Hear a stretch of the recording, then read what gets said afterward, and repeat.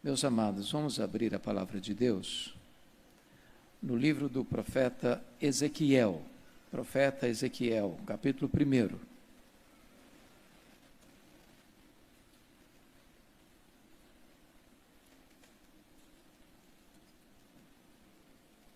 Profeta Ezequiel, capítulo 1.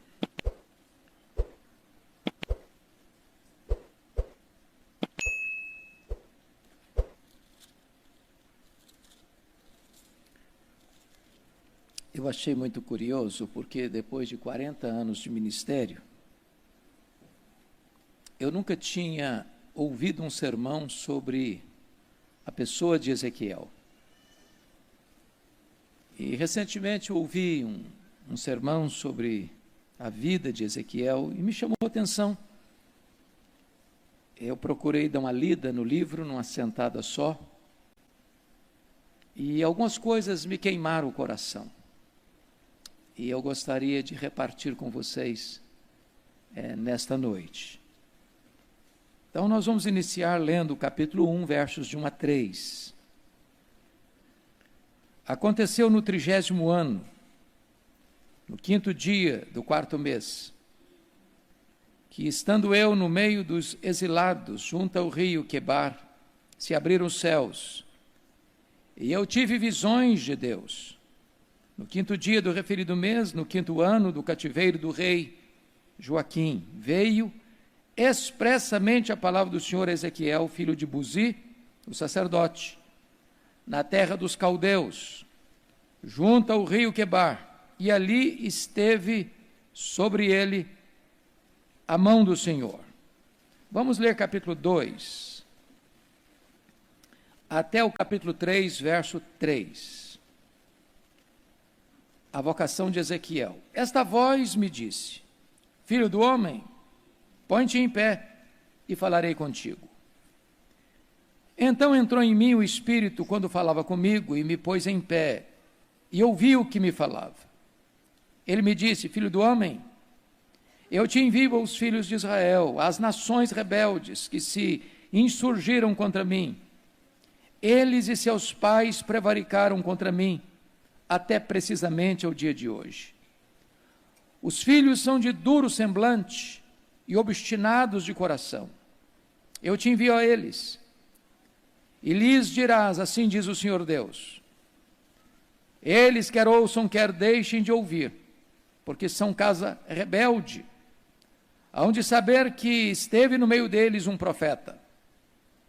Tu, ó filho do homem, não os temas, nem temas as suas palavras, ainda que haja sarças e espinhos para contigo, e tu habites com escorpiões, não temas as suas palavras, nem te assustes com o rosto deles, porque são casa rebelde. Mas tu lhes dirás as minhas palavras, quer ouçam, quer deixem de ouvir, pois são rebeldes. Tu, ó filho do homem, ouve o que eu te digo. Não te insurjas como a casa rebelde. Abre a boca e come o que eu te dou. Então vi, e eis que certa mão se estendia para mim, e nela se achava o rolo de um livro. Estendeu-o diante de mim, e estava escrito por dentro e por fora. Nele estavam escritas lamentações, suspiros e ais. Ainda me disse: Filho do homem, come o que achares, come este rolo, vai e fala à casa de Israel. Então abri a boca, e ele me deu a comer o rolo. E me disse: Filho do homem, dá de comer ao teu ventre, e enche as tuas entranhas deste rolo que eu te dou. Eu o comi, e na boca me era doce como mel. Irmãos amados, então eu gostaria de conversar um pouco com vocês hoje sobre a pessoa do profeta Ezequiel. Talvez meus sermões serão um pouco diferentes do habitual, e talvez eu demore um pouquinho mais do que costumeiramente eu demoro, mas eu gostaria de apresentar vocês um pouco hoje da vida deste homem. Jeremias já estava pregando em Jerusalém havia 4 anos, quando Ezequiel nasceu. Ele nasceu por volta do ano 622 a.C. E significa que Ezequiel cresceu ouvindo o profeta Jeremias pregar. Ezequiel era contemporâneo de Daniel. A palavra Ezequiel significa Deus fortalece, ou Deus é a minha fortaleza. Mas somos informados no capítulo 1, verso de número 3, que ele era filho de Buzi. E Buzi significa desprezo, ou aquele que é desprezado por Javé, desprezado por Deus. E é curioso que aquele que é chamado desprezado por Javé, ou desprezo, e os nomes eram dados por causa de alguma circunstância, seja familiar, ou seja do nascimento. O pai, Buzi, que significa desprezo, coloca o nome no seu filho de Deus é a minha fortaleza. Às vezes, nas horas mais críticas da vida, você pode olhar para Deus e dizer, Ele é a minha fortaleza. Somos informados no versículo 3, vejam vocês comigo, que Ezequiel, filho de Buzi, o sacerdote. Então, somos informados que Ezequiel é filho de um sacerdote. Em outras palavras, ele vem de uma linhagem sacerdotal. E vocês bem sabem, à luz de Números 3, versículo 10, que ninguém era sacerdote porque tinha vontade de ser sacerdote. Ninguém era sacerdote porque num culto, tocado pela palavra de Deus, dizia assim, a partir de hoje eu vou consagrar minha vida para ser um sacerdote. Não existia isso. Era impossível. Para ser sacerdote, tinha que fazer parte da tribo de Levi e tinha que fazer parte da linhagem de Arão. Portanto, o sacerdócio era uma função familiar e hereditária. Não havia voluntários para o sacerdócio.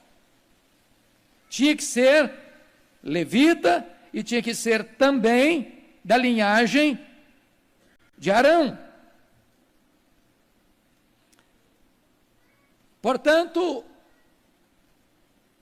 esse menino, chamado Ezequiel, nasceu de um pai que era sacerdote, e ele não tinha outra função, outra opção, a não ser um sacerdote, era hereditário. Ele nasceu para ser sacerdote. Mas notem vocês, que para ser sacerdote, tinha que ser da família de Levi, da linhagem da tribo de Levi, e tinha que ser da linhagem de Arão. Mas havia também um outro elemento seletivo. Ele tinha que ter o seu corpo perfeito. Peço que você abra sua Bíblia comigo, em Levítico 21, versos 17 a 24, para você entender isso. Portanto, não bastava ser levita, não bastava ser da linhagem de Arão, ele não podia ter defeitos físicos. Então, leia aí comigo, Levítico capítulo 21, versos 17 até o verso 24. Verso 16, disse mais o Senhor a Moisés, falarão dizendo, ninguém dos teus descendentes, nas suas gerações, em quem houver algum defeito, se chegará para oferecer pão ao seu Deus, pão do seu Deus. Pois nenhum homem em quem houver defeito se chegará, como homem cego, ou coxo, ou de rosto mutilado, ou desproporcionado, ou homem que tiver o pé quebrado, ou a mão quebrada, ou corcovado, ou anão, ou que tiver belida no olho, ou sarna, ou impinges, ou tiver testículo quebrado. Nenhum homem da descendência de Arão, o sacerdote, em quem houver algum defeito, se chegará para oferecer as ofertas queimadas do Senhor. Ele tem defeito, não se chegará para oferecer pão do seu Deus. Comerá o pão do seu Deus, tanto do Santíssimo como do Santo. Porém, até o véu não entrará, nem se chegará ao altar, porque tem defeito, para que não profane os meus santuários, porque eu sou o Senhor, que os santifico. Assim falou Moisés a Arão, aos filhos deste e a todos os filhos de Israel. Portanto, não bastava ser apenas levita, não bastava apenas ser da linhagem de Israel, ele não podia ter defeito. Ele era um tipo de Cristo, não podia ter defeito. É por isso que você vai encontrar lá a rebelião de Corá, Datã e Abirão, e eles morrem, porque eles tentam usurpar o sacerdócio. Era sumariamente morto aquele que tentasse usurpar as leis do sacerdócio. Agora notem comigo algumas coisas mais para entendermos.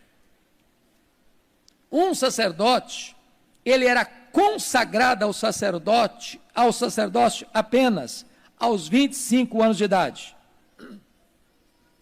Números 8, 24. Ele nascia numa família sacerdotal, ele crescia com a vocação de sacerdote, mas ele só era consagrado ao sacerdócio aos 25 anos, conforme Números 8, 24. Mas só começava a exercer a função de sacerdote aos 30 anos, conforme Números 4, 3. Então entenda isso. Ele tinha que ser levita, tinha que ser da linhagem de Arão, não podia ter defeito, só era consagrado aos 25 anos e só começava a exercer o ministério aos 30. Conforme Levíticos 8, 24, na hora da consagração, ele recebia sangue na orelha direita, no polegar da mão direita e no dedão do pé direito. Por quê? Porque o sacerdote era aquele que escutava o povo e falava em nome do povo para Deus. Diferente do profeta que escuta Deus e fala ao povo. Ele tinha que ter um ouvido que filtrasse as coisas. Suas mãos pegavam em coisas sagradas. Seus pés entravam no Santo dos Santos. Então ele tinha que ter a orelha direita, polegar da mão direita e o dedão do pé direito coberto de sangue, no ato da consagração. Agora você pode perguntar, mas por que o sacerdote só era consagrado aos 25 anos e só começava o seu ministério aos 30? Meus irmãos, um sacerdote, ele tinha que ser um doutor na época. Por exemplo, ele tinha que ser um especialista e estudar algumas áreas. Por exemplo, ele tinha que entender profundamente de zootecnia. Ele tinha que entender de animais. Quando alguém trazia um sacrifício para oferecer a Deus, cabia ao sacerdote examinar o sacrifício, para não ter defeito. Porque se alguém oferecesse um sacrifício defeituoso, conforme está lá em Malaquias, a maldição caía sobre o sacerdote. Ele tinha perícia para entender isso. Segundo, o sacerdote tinha que estudar medicina. Vocês sabem que o sacerdote era a autoridade sanitária da época. Havia mais de 30 tipos de lepras, algumas curáveis, outras incuráveis. Quem dava o diagnóstico da doença era o sacerdote. Quem dava o alvará de soltura, ou melhor, o atestado de cura para a pessoa voltar a lide, era o sacerdote. Ele tinha que entender de medicina. Terceiro, o sacerdote tinha que entender de leis, a lei de Deus, porque cabia ao sacerdote ensinar o povo a lei de Deus. Ele era um mestre. Se o sacerdote falhasse em ensinar a lei de Deus ao povo, o povo se corromperia. Mais ainda, o sacerdote tinha que estudar as leis civis, ele tinha que ser uma espécie de advogado. Problemas matrimoniais, punições para certos tipos de assassinatos. Era o sacerdote que fazia toda esta análise para dar o seu veredito, para dar orientação de que tipo de pena a pessoa receberia. Pois bem, irmãos, Ezequiel cresceu como um filho de um sacerdote, com vocação para ser um sacerdote. Aos 25 anos ele é consagrado para ser sacerdote. E é nesse interregno, meus irmãos, é que um fato acontece na sua vida. Porque no ano 606, houve a primeira investida da Babilônia para tomar Jerusalém. Não consegue, mas leva os vasos do templo e leva uma pequena elite dos filhos dos nobres para a Babilônia, dentre eles Daniel e os seus amigos. Isso em 606. Mas em 596, na segunda investida de Nabucodonosor, 10.000 hebreus, judeus foram levados para a Babilônia, dentre eles Ezequiel. E agora diz a Bíblia, em Ezequiel, capítulo 1, que aqui está algo que os estudiosos penam para entender, porque olha como é que começa o livro. Aconteceu no 30º ano. E a pergunta é, que 30º ano é esse? Os estudiosos quebram a cabeça, porque não faz referência nenhuma que 30º ano é esse.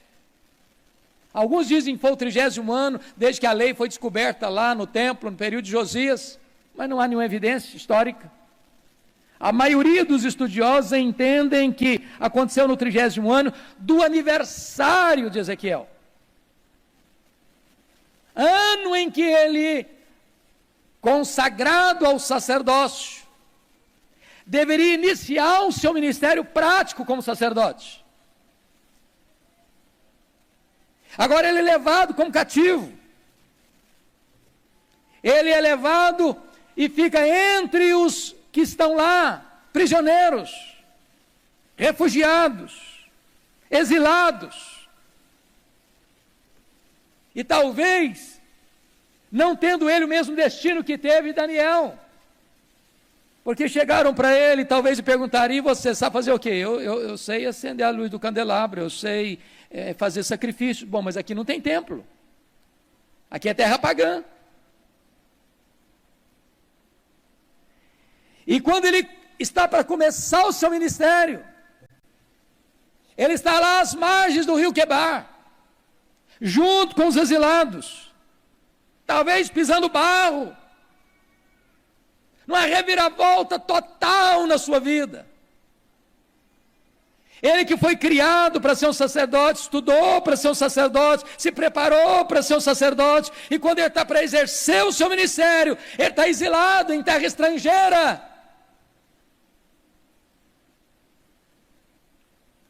Mas, amados irmãos,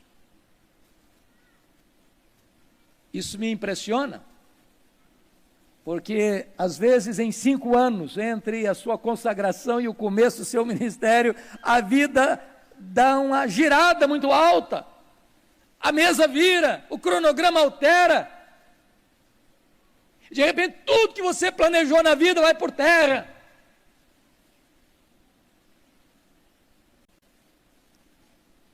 E aí é que começa a saga deste homem. Então, quero destacar aqui 3 coisas na visão que dá início ao chamado de Ezequiel. Olha comigo, versículo 1. Você pode ler capítulo 1, verso 1 comigo, em voz alta, por favor? Vamos juntos? Aconteceu no 30º ano, no 5º dia do 4º mês, que estando eu no meio dos exilados, junto ao rio Quebar, se abriram os céus, e eu tive visões de Deus. Aleluia! Louvado seja Deus! Porque nas horas mais difíceis, mais sombrias, mais dolorosas, das crises mais agudas da vida, quando você está exilado no meio de outros exilados, os céus podem se abrir. E você pode ter as visões de Deus. Oh, irmãos, quantas vezes os céus se abrem nas crises mais agudas da nossa vida. Como aconteceu com Isaías, no capítulo 6, onde ele vê o Senhor assentado num alto e sublime trono. Como aconteceu com Jesus no Jordão, o céu se abre e o Espírito Santo desce. Como aconteceu com Estevão, que estava sendo apedrejado, e ele vê os céus abertos e o Senhor Jesus de pé para recebê-lo. Como aconteceu com João, exilado em Pátimos, e o Senhor abre os céus e sobe para aqui, e eu te mostrarei as coisas que em breve devem acontecer. Mas vejam comigo, por favor, capítulo 1, versos 5 e 6.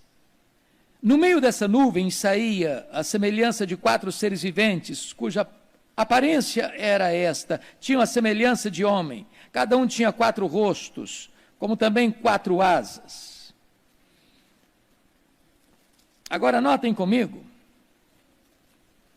por gentileza, no versículo 10, a forma de seus rostos era como de homem, à direita.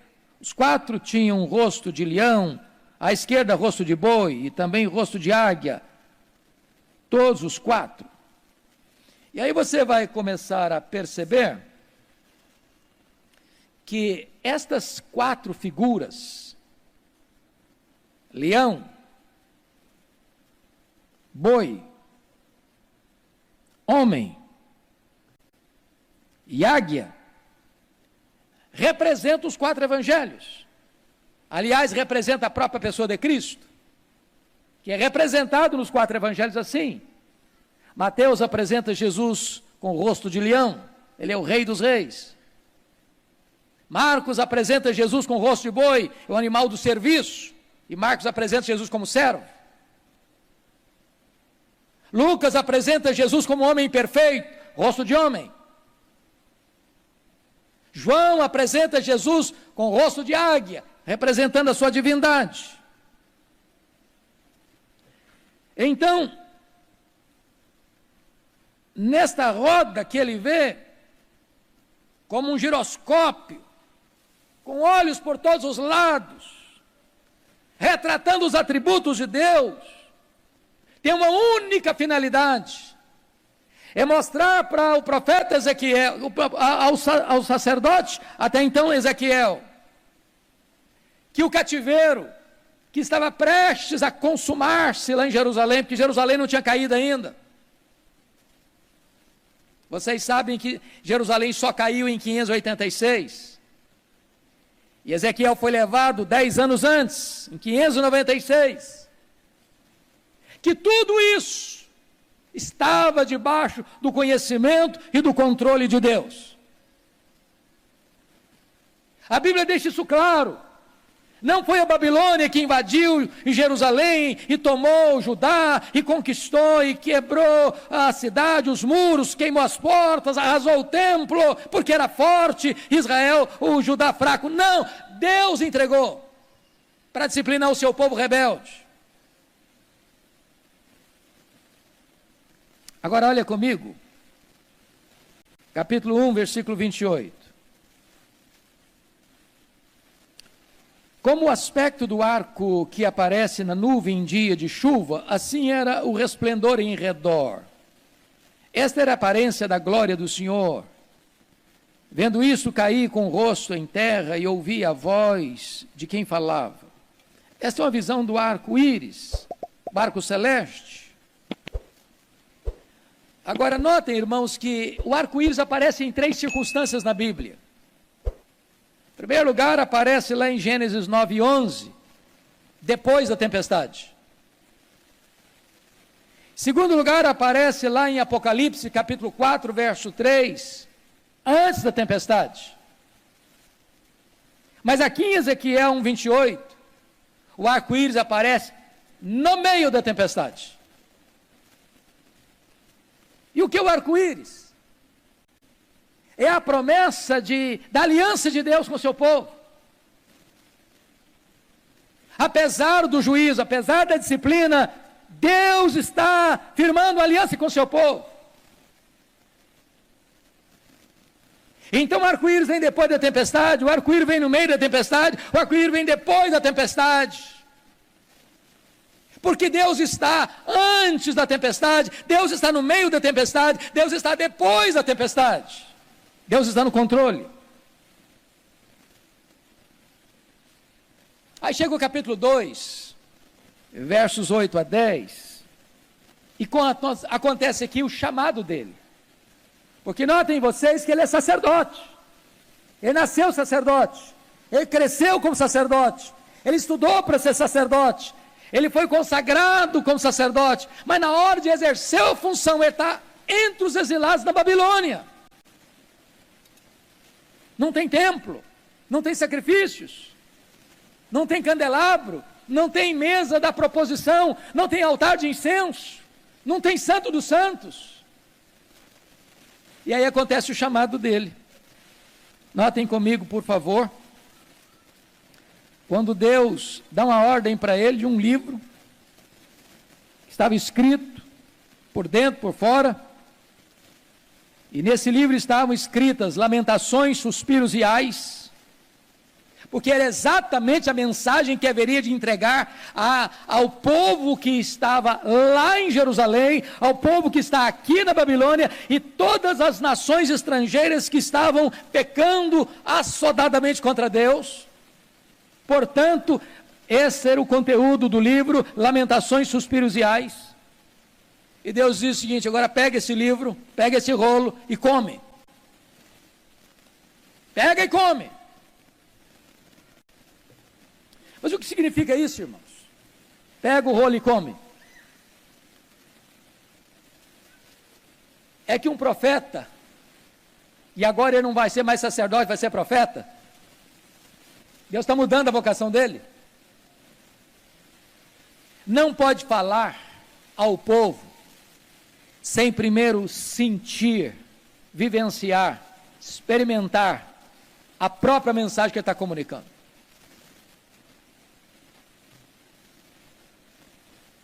Ele precisa sentir o que é isso.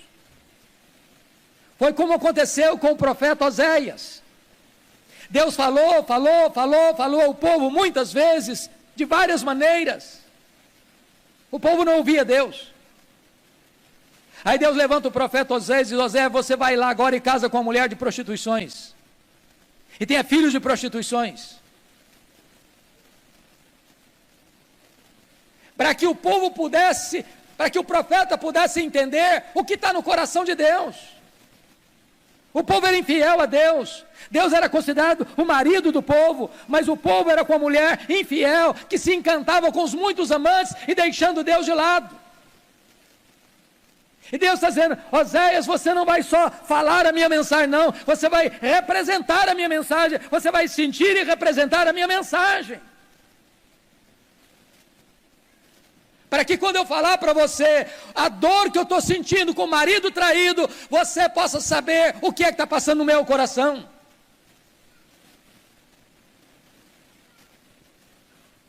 E se vocês olharem atentamente o livro, vocês verão que o livro de Ezequiel traz 10 atos simbólicos para chamar a atenção do povo. 10 atos simbólicos. Eu não tenho aqui tempo para fazer a exposição deles todos, mas vou destacar alguns. Capítulo 4, Deus manda o profeta Ezequiel construir uma maquete num cerco de Jerusalém e deitar no chão, atado com cordas, e virar para o lado esquerdo e ficar deitado no lado esquerdo 390 dias, depois virar para o lado direito e ficar deitado mais 40 dias, atado com cordas, para que o povo pudesse entender o que seria o cerco de Jerusalém, o que seria a invasão de Jerusalém. O povo não apenas deveria viver, ouvir, mas eles deveriam ver o que seria isso. Se você ler no capítulo 4, Deus diz para Ezequiel o seguinte: Ezequiel, você vai se alimentar de bolo de cereais, mas você vai fazer o bolo de cereais com esterco humano. O profeta reclamou: Deus, mas eu não como coisa contaminada, então eu vou dar uma licença a você, vai cozinhar esse bolo com esterco de animais. Mas por que Deus manda o profeta comer um bolo feito de esterco? Cozinhado, assado com esterco. Porque esse povo que vai ser tomado, vai ser levado cativo, prisioneiro, ele vai levar para a Babilônia, vai comer comida impura, vai comer comida imunda aos olhos deles. E Deus estava querendo representar para esse povo o que ele teria que enfrentar em virtude dos seus pecados e da sua rebelião contra Deus. Se você ler capítulo 5, Deus manda Ezequiel raspar a cabeça e a barba. E para um judeu ortodoxo, rapar o cabelo e a barba é um gesto de desonra e humilhação. Se você ler capítulo 12, irmãos amados, Deus manda Ezequiel cavar um buraco na parede da casa dele, e durante o dia, fugir com a mobília nas costas, como um foragido, e ficar do lado de fora como alguém que tenta fugir às pressas, para não ser morto.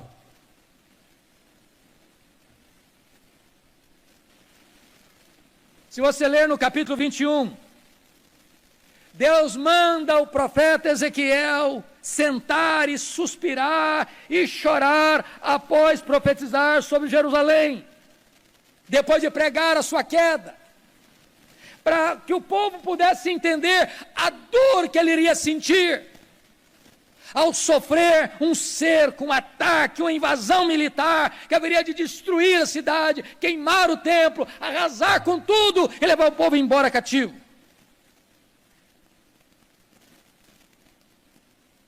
Mas o pior não foi isso. Eu queria que você abrisse agora a sua Bíblia comigo, no capítulo 24.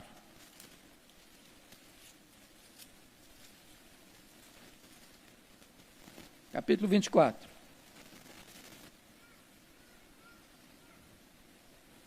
Versos 15 em diante. Você pode ler comigo? Eu peço que você preste muita atenção na leitura desse texto. Toda a igreja comigo, em voz bem pausada, para vocês compreenderem o que está acontecendo aqui. Veio a mim a palavra do Senhor, dizendo: Filho do homem, eis que às súbitas tirarei a delícia dos teus olhos, mas não lamentarás, nem chorarás, nem te correrão as lágrimas. Geme em silêncio, não faças lamentação pelos mortos. Prende o teu turbante, mete as tuas sandálias nos pés, não cubras os bigodes, e não comas o pão que te mandam. Falei ao povo pela manhã, e à tarde morreu minha mulher. Na manhã seguinte, fiz segundo me havia sido mandado. Então me disse o povo: não nos farás saber o que significa estas coisas que estáis fazendo? Eu lhes disse: veio a mim a palavra do Senhor dizendo: dize à casa de Israel, assim diz o Senhor Deus: eis que eu profanarei o meu santuário, objeto do vosso mais alto orgulho, delícia dos vossos olhos e anelo de vossa alma. Vossos filhos e vossas filhas que deixastes cairão à espada. Vocês já imaginaram o que Deus está falando com ele? Ezequiel, eu vou tirar a delícia dos teus olhos. A sua mulher vai morrer. Mas não lamente. Prenda o choro. Não chore. Geme em silêncio. Para que esse povo possa entender o que vai acontecer em Jerusalém.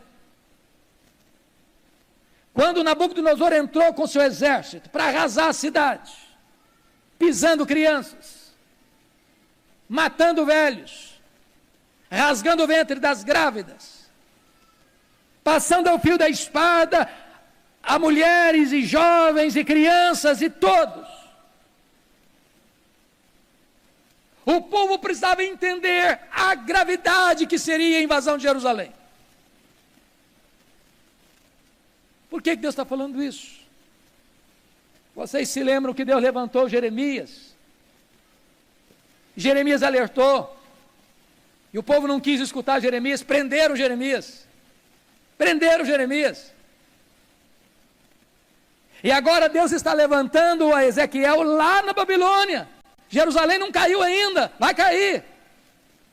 E ele está profetizando a queda de Jerusalém. Mas o profeta tem que sentir na pele o que vai acontecer.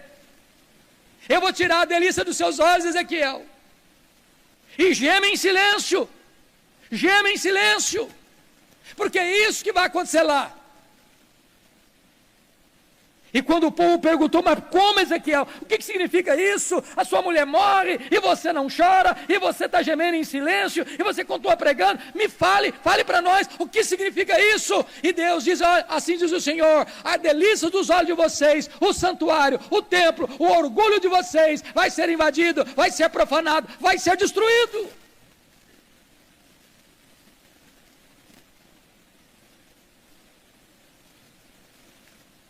Irmãos amados, bendito seja Deus. A profecia bíblica, ela embora apresente esses dramas todos, mas a profecia bíblica abre também uma porta da esperança. Se você ler esse livro, do capítulo 1 ao 3 é a chamada de Ezequiel, do capítulo 4 ao capítulo 24 é o juízo sobre Jerusalém, depois do 25 ao 32 é o juízo sobre as nações que oprimiram Jerusalém, mas nos capítulos 33 a 48, você vê a restauração do povo de Deus. A esperança para nós, irmãos. A esperança para você. A esperança para mim. E eu gostaria apenas de destacar 2 textos do sinal dessa esperança. Abra sua Bíblia comigo em Ezequiel 37, por favor. Veja essa cena.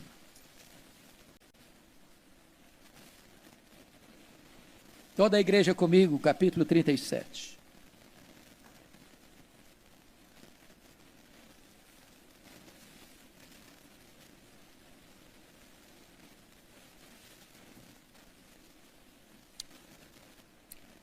Veio sobre mim a mão do Senhor, e Ele me levou pelo Espírito do Senhor, e me deixou no meio de um vale que estava cheio de ossos.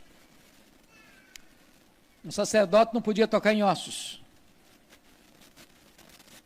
Não podia. Levítico 21:11. E Deus o leva pelo Espírito e o deixou, preste atenção, no meio de um vale que estava cheio de ossos. Agora preste atenção que Deus faz outra coisa no verso 2. E me fez andar ao redor deles. Por que no meio e depois ao redor? Ezequiel tinha que ter uma visão global, plena, ampla, completa, de toda a cena. Ele tinha que ter uma visão das bordas e uma visão do centro. E me fez andar ao redor deles. E está escrito, eram muito numerosos na superfície do vale. E diz o texto, estavam sequíssimos. Então me perguntou, filho do homem, acaso poderão reviver esses ossos?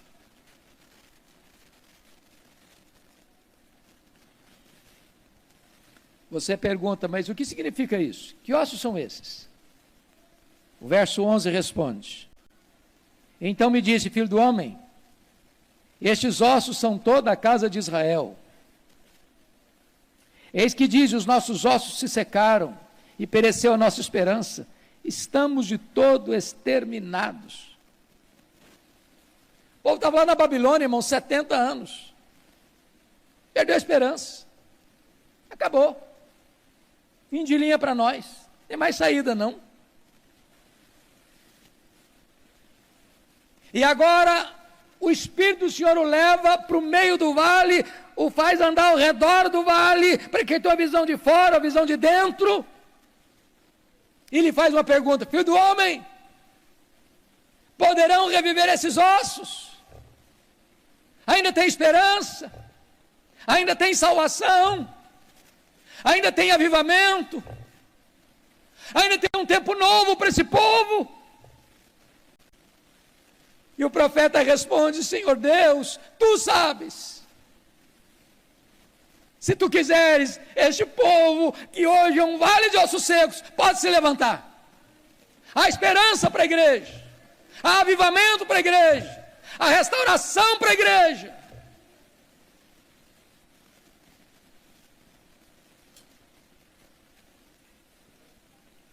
Disse-me ele, versículo 4, profetiza esses ossos. E diz-lhes, ossos secos, ouvi a palavra do Senhor. Assim diz o Senhor, Deus, a estes ossos, eis que faria entrar o meu espírito em vós e vivereis. Porei tendões sobre vós, farei crescer carne sobre vós estenderei pele, porei em vós o espírito e vivereis, e sabereis que eu sou o Senhor. Verso 7. Eu profetizei segundo me for ordenado. Enquanto eu profetizava, um ruído, um barulho de ossos que batiam contra ossos e se ajuntavam cada osso ao seu osso. Olhei e eis que havia tendões sobre eles e cresceram carnes e se estendeu pele sobre eles, mas não havia neles o espírito. Verso 9. Então ele me disse, profetiza o espírito, profetiza, ó filho do homem. E diz-lhe, assim diz o Senhor Deus, vem dos quatro ventos, ó Espírito, e assopra sobre estes mortos para que vivam. Profetizei como ele me ordenara, e o Espírito entrou neles, e viveram, e se puseram em pé, um exército sobremodo numeroso. Louvado seja Deus. Há esperança, irmãos, há esperança para a igreja. Os homens podem olhar para nós e decretar nossa falência. Deus olha para nós e vê num vale de ossos secos um exército poderoso. Mas me permita concluir, remetendo vocês ao capítulo 47.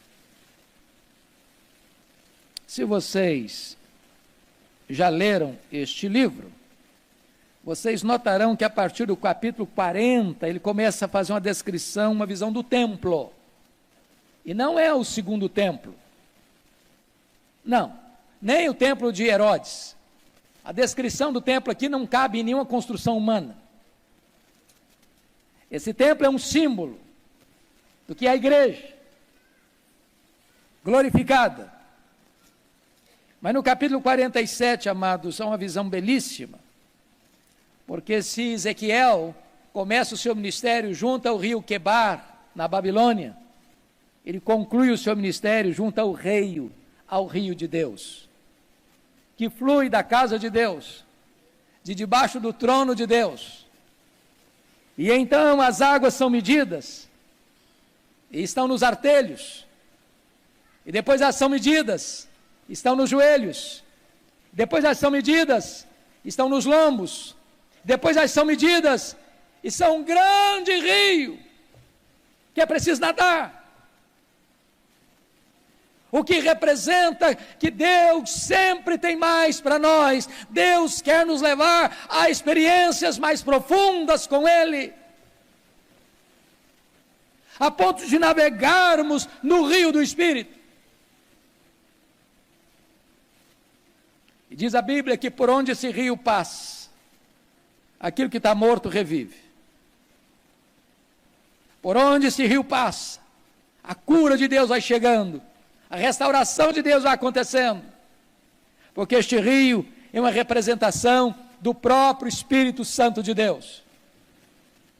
Quando o próprio Senhor Jesus Cristo disse: aquele que crê em mim, como diz a Escritura, rios de água viva fluirão do seu interior.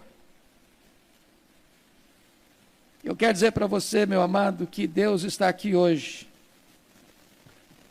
com este rio de vida, para inundar a sequidão do seu coração, para trazer cura, restauração, vida plena, vida abundante. Onde você está hoje? Talvez você está como Ezequiel, passou a vida toda sendo treinado para algo, e quando você está para exercer essa função, a sua vida virou de ponta cabeça. Talvez você está aqui hoje, mas está como um exilado. Talvez você está aqui hoje, e Deus está dando uma guinada na sua vida. Deus está chamando você para um novo desafio, um novo ministério. Talvez você está aqui hoje, precisando comer o rolo, e não só anunciar a mensagem, mas representar essa mensagem diante do povo.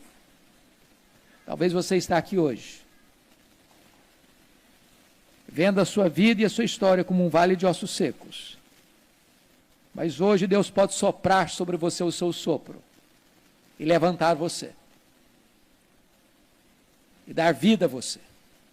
Talvez você está aqui hoje, mas você pode experimentar o rio de Deus, brotando de debaixo do altar, e trazendo experiências cada vez maiores para a sua vida, dos artelhos aos joelhos, dos joelhos aos lombos, dos lombos até você ter um rio caudaloso para navegar. E este rio, por onde passar, vai trazer vida, vai trazer cura, vai trazer restauração. Curva sua fronte, por favor. Ore ao Senhor.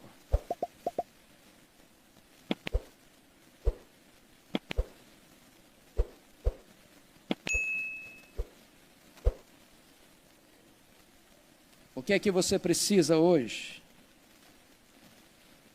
Da parte de Deus. Você